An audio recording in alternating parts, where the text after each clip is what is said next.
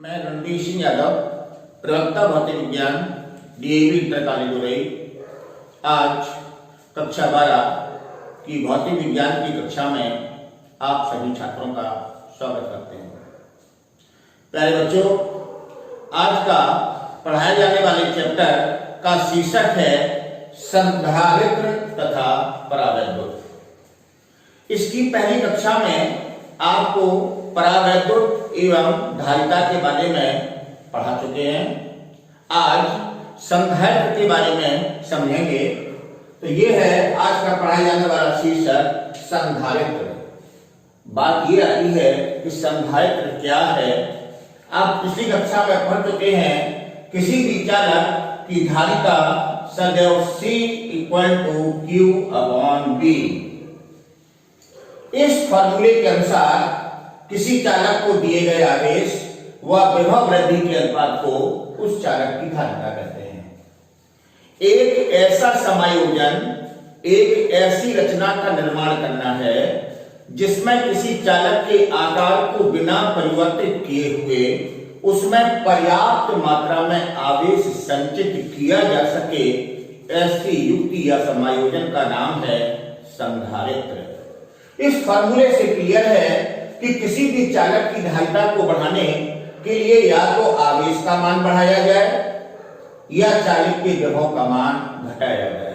परंतु धारिता की परिभाषा में आप पढ़ चुके हैं, किसी भी चालक में एक निश्चित आवेश से ज्यादा आवेश ग्रहण नहीं किया जा सकता।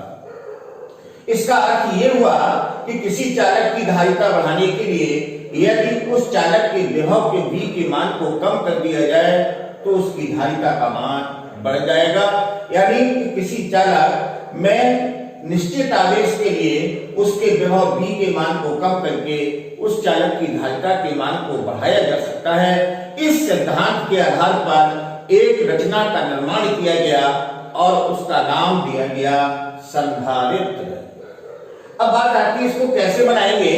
इसके लिए हमने मान लिया कि ये हमारे पास एक ऐसी धात्विक प्लेट है। इस धात्विक प्लेट को विद्युत रोधी स्टैंड में लगा दिया और इस धात्विक प्लेट को बाहर से किसी स्रोत के द्वारा आवेशित किया। माना कि इस धात्विक प्लेट पर दिए गए आवेश का मान +2 है, तो यहां पर दिया गया आवेश इस धात्विक प्लेट या चालक के पृष्ठ पर समान रूप से वितरित हो जाएगा। एक यंत्र होता है, उस यंत्र का नाम है स्वर्णपत्र विद्युतदर्शी। ये स्वर्णपत्र विद्युतदर्शी इस प्रकार का एक उपकरण होता है। इस उपकरण का काम है किसी चालक के विभव का मापन करना। इस स्वर्णपत्र विद्युतदर्शी में 2 सोने की यहाँ पर पत्तियां लगी होती हैं। यदि चालक के विभव का मान बढ़ता है तो विद्युतदर्शी की पत्तियों का फैलाव बढ़ता है। अगर इसके विभव का मान घटेगा तो विद्युतदर्शी की पत्तियों का फैलाव घटेगा। यानी स्वर्णपत्र विद्युतदर्शी के द्वारा हम ये माप सकते हैं कि चालक का विभव बढ़ रहा है या चालक का विभव घट रहा है। तो जैसे ही इस X धात्विक चालक को +2 कूलम का आवेश दिया गया, इस चालक में विभव उत्पन्न हुआ और इस स्वर्णपत्र विद्युतदर्शी की पत्तियों का फैलाव बढ़ गया, जो इस S धात्विक चालक के विभव को मापेगा। अब इस चालक के आकार को बिना परिवर्तित किए हुए हमें इसकी धारिता का मान बढ़ाना है। तो जैसे ही इसके समीप किसी दूसरी धात्विक प्लेट Y को विद्युत रोधी स्टैंड में लगाकर लाया गया, वैसे ही ये पाया गया कि इस विद्युतदर्शी की पत्तियों का फैलाव घट गया। पत्तियों का फैलाव घटने का अर्थ है कि इस चालक X के विभव का मान घट गया और अगर विभव का मान घट गया तो C = Q/V के अनुसार इसकी धारिता का मान बढ़ गया। इसका कारण यह है कि जैसे ही हम Y प्लेट को इस X प्लेट के समीप लाते हैं तो विद्युत प्रेरण के कारण Y प्लेट के समीप वाले सिरे पर ऋण आवेश व दूर वाले सिरे पर धन आवेश एकत्रित हो जाता है। ऐसा आप पिछले कक्षाओं में पढ़ चुके हैं। जैसे ही यहाँ पर Y प्लेट के समीप वाले सिरे पर ऋण आवेश वह दूर वाले शरीर पर धनावेश आएगा, तो यहाँ पर ऋण आवेश के कारण एक्स प्लेट पर ऋणात्मक विभव होगा, धन आवेश के कारण धनात्मक विभव होगा। परंतु ऋण आवेश एक्स प्लेट के समीप है तो कंफर्म है कि ऋण विभव का मान अधिक व धन विभव का मान कम होगा, अर्थात वायु चालक या प्लेट के कारण एक्स प्लेट पर परिणामी विभव का मान ऋणात्मक हो जाएगा, जो एक्स प्लेट के धन विभव के मान को कम कर देगा। तो C = Q/V के अनुसार इसकी धारिता का मान बढ़ जाएगा। जैसे ही इस वायु प्लेट को अर्थ किया गया, पृथ्वी के संपर्क में किया गया, ये इसको अर्थ किया गया, तो ये देखा गया कि अब इस स्वर्णपत्र विद्युतदर्शी की पत्तियों का फैलाव और भी कम हो गया, अर्थात इसके विभव का मान और कम हो गया और इसकी धारिता का मान और अधिक बढ़ गया। इसका कारण यह है कि जैसे ही वायु प्लेट को पृथ्वी के कांटेक्ट या संपर्क में किया गया, तो वायु प्लेट का स्वयं का धन आवेश पृथ्वी के द्वारा उदासीन हो गया, तो ये धन आवेश पृथ्वी के द्वारा उदासीन हो जाएगा। और जब ये धन आवेश पृथ्वी के द्वारा उदासीन हो जाएगा, क्योंकि पृथ्वी एक ऐसा चालक है जिसको किसी भी आवेश चालक के संपर्क में करने पर उसके संपूर्ण आवेश को उदासीन कर देता है, तो अब वायु प्लेट पर केवल ऋण आवेश बचेगा और ये ऋण आवेश एक्स प्लेट के विभव के मान को और भी कम कर देगा, अर्थात C = Q/V के अनुसार इसकी धारिता का मान बढ़ जाएगा। इस प्रकार ये दो समान व विपरीत आवेश वाली एक दूसरे के समीप रखी समांतर प्लेटों से बनी इस रचना को संधारित्र कहते हैं। तो ये एक संधारित्र का निर्माण हो गया, जिसमें चालक के आकार को बगैर परिवर्तित किए हुए इसकी धारिता का मान बढ़ गया, यानी इसमें पर्याप्त मात्रा में आवेश को संचित किया जा सकता है। ऐसी युक्ति का नाम है कैपेसिटर यानी संधारित्र। यहाँ पर ध्यान देने की बात यह है कि प्रत्येक इस संधारित्र की प्रत्येक प्लेट एक संधारित्र की भांति ही व्यवहार करती है, क्योंकि ये माना जाता है कि दूसरी प्लेट अनंत पर स्थित है जिसके विभव का मान 0 है। तो इस फार्मूले के अनुसार किसी संधारित्र की धारिता C = Q/V में Q है संधारित्र की प्लेटों पर आवेश और V है संधारित्र की प्लेटों के बीच का विभवांतर। इस फार्मूले का उपयोग करके हम किसी संधारित्र की धारिता के मान को ज्ञात कर सकते हैं। अभी आपने पढ़ा संधारित्र की धारिता C = Q/V। अब बात ये आती है कि संधारित्र की धारिता किन किन बातों पर निर्भर करती है, यानी किसी संधारित्र की धारिता को हम किस प्रकार से परिवर्तित कर सकते हैं। तो अगला है संधारित्र की धारिता को प्रभावित करने वाले कारक। अगला शीर्षक हो गया संधारित्र की धारिता को प्रभावित करने वाले कारक।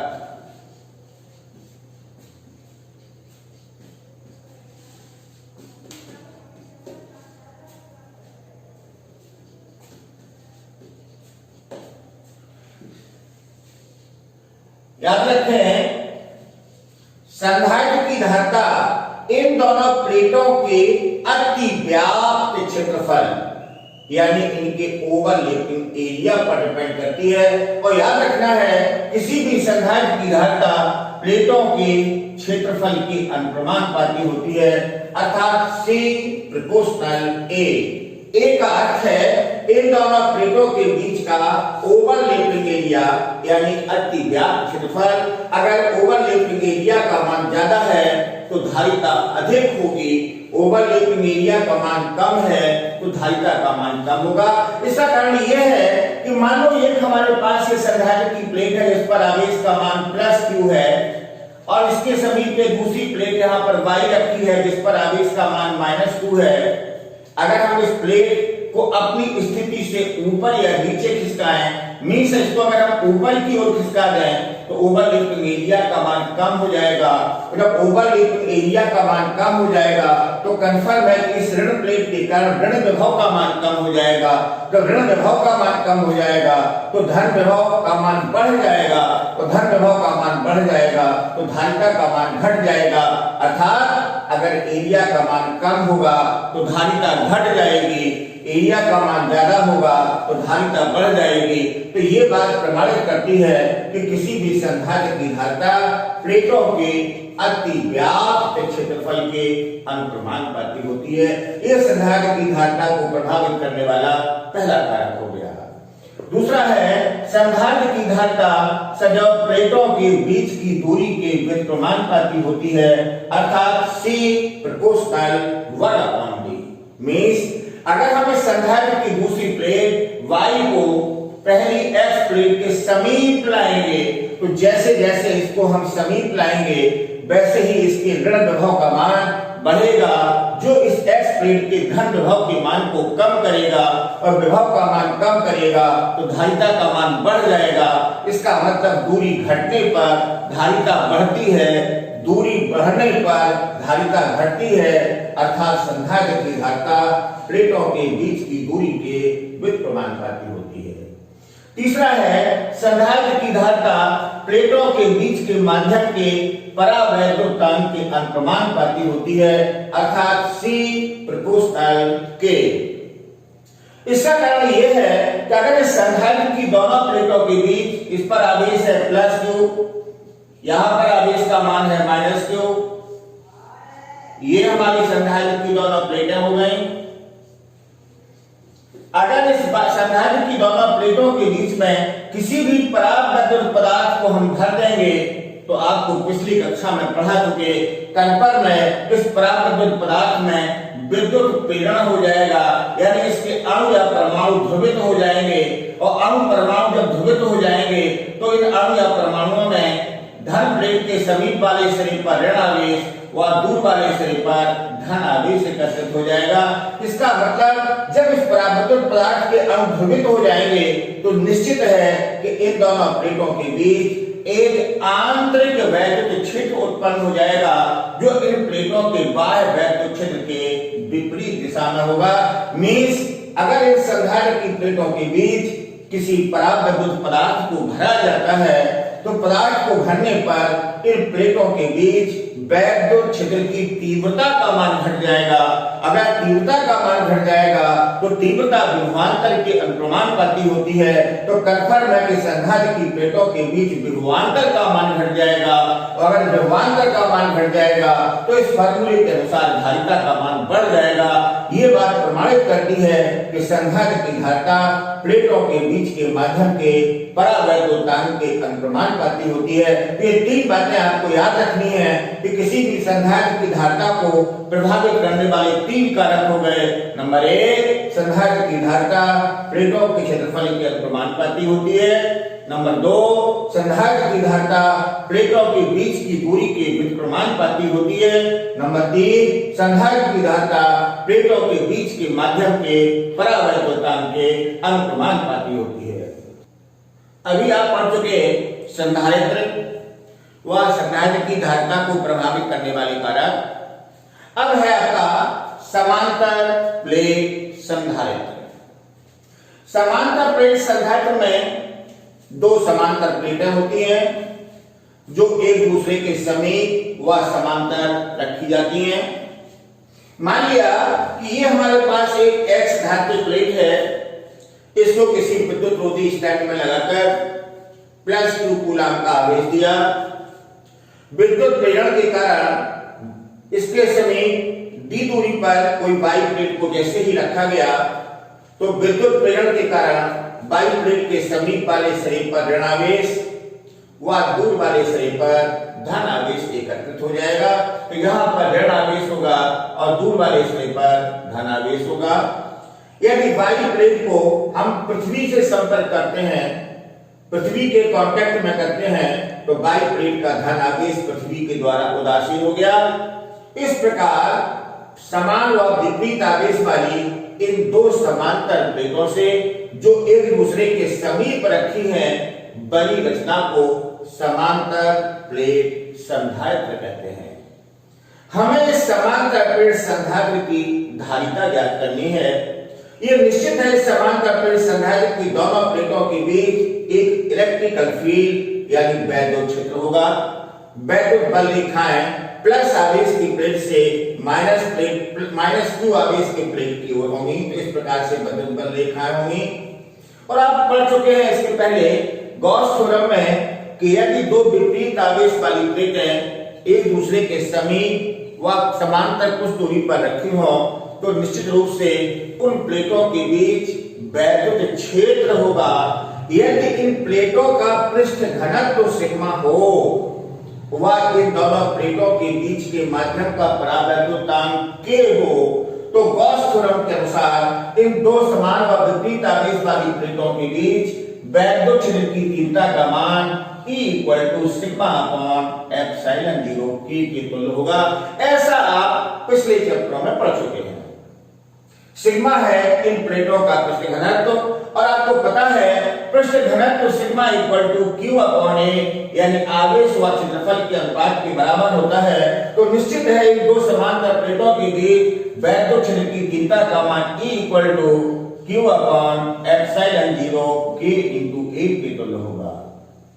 यदि इन दोनों प्लेटों के बीच के विभवांतर का मान B हो तो आपको सबको पता है विभवांतर बराबर तीव्रता इंटू दूरी।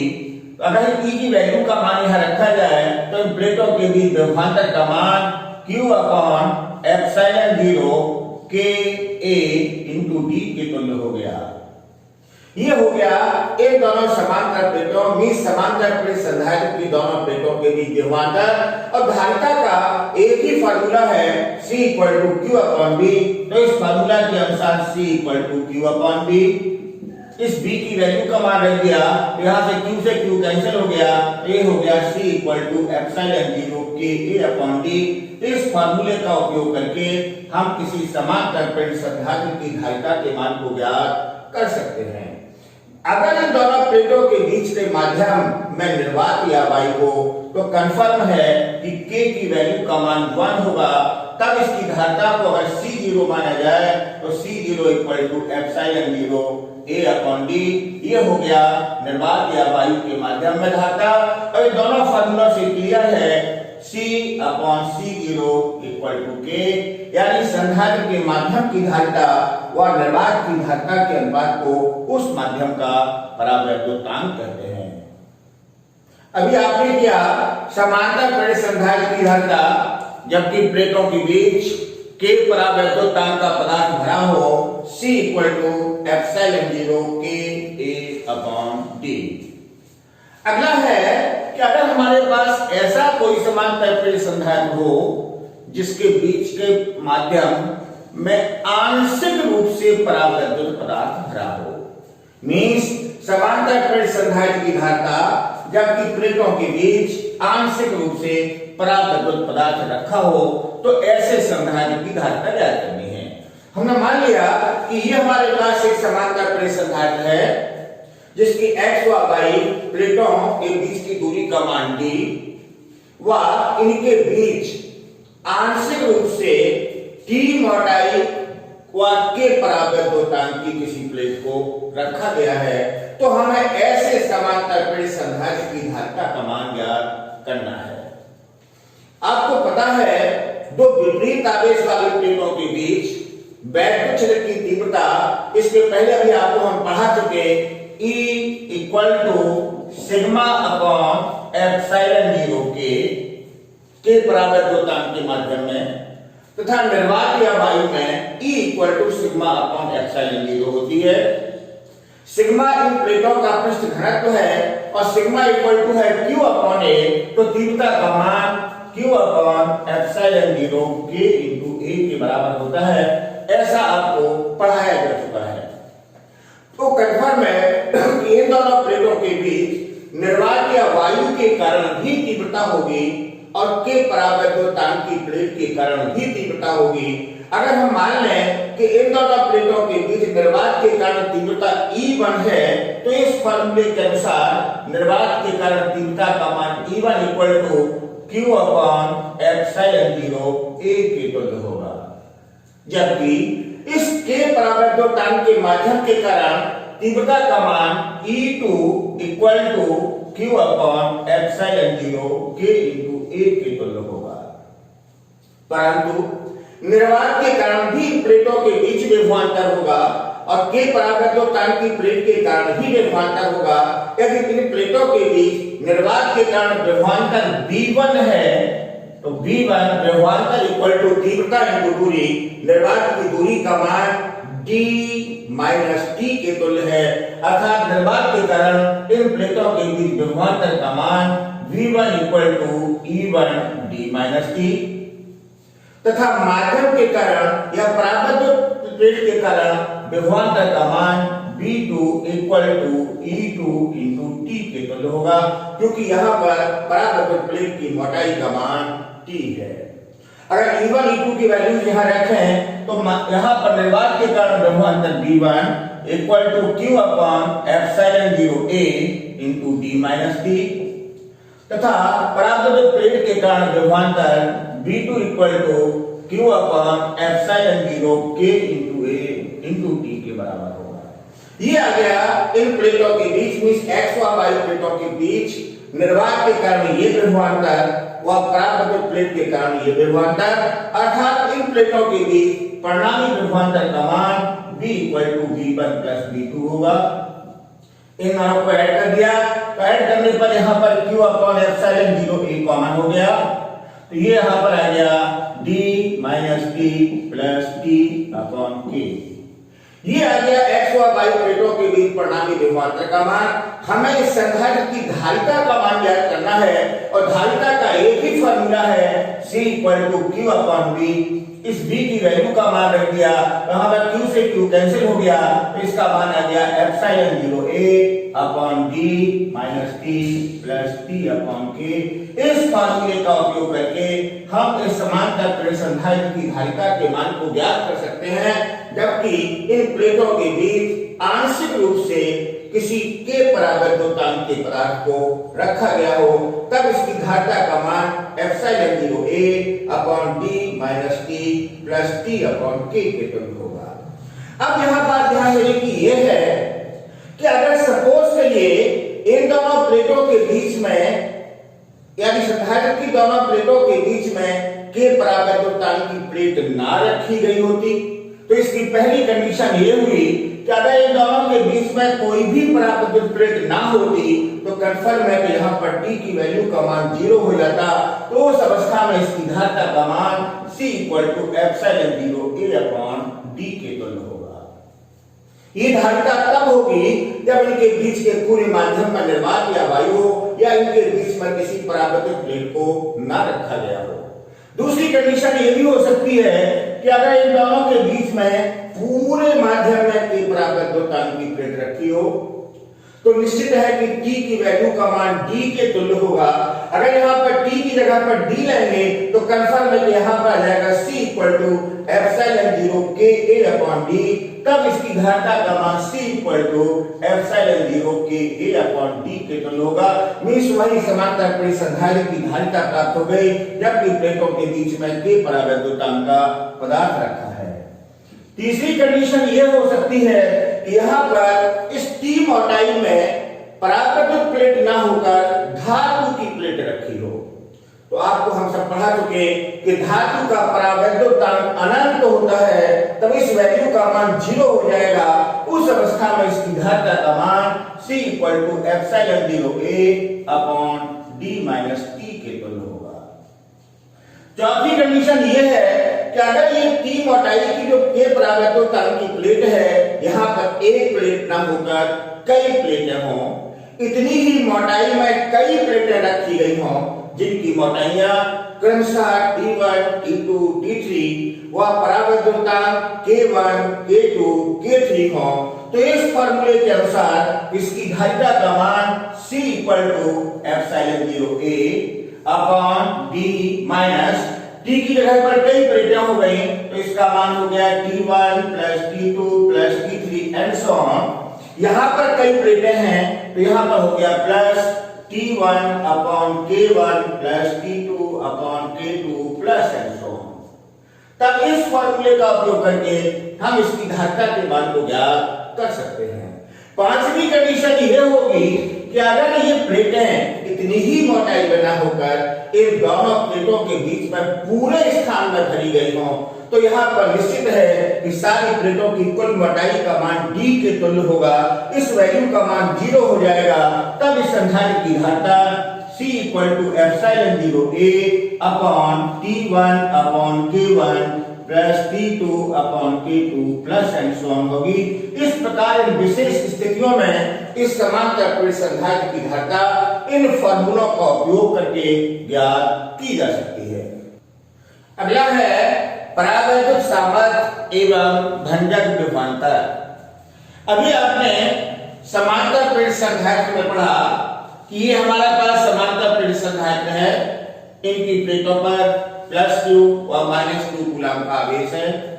बाई प्लेट को पृथ्वी के द्वारा कांटेक्ट कर दिया गया। यदि हम इन प्लेटों के बीच विभवांतर का मान बढ़ाएं तो निश्चित है इन प्लेटों के बीच वैद्युत क्षेत्र E का मान भी बढ़ेगा। तो इन प्लेटों के बीच के माध्यम में जो परावैद्युत पदार्थ भरा हुआ है, जो माध्यम का पदार्थ है, निश्चित है कि उनके अणुओं पर एक तनाव बल उत्पन्न हो जाएगा, स्ट्रेच फोर्स उत्पन्न हो जाएगा, वो तनित होने लगेंगे।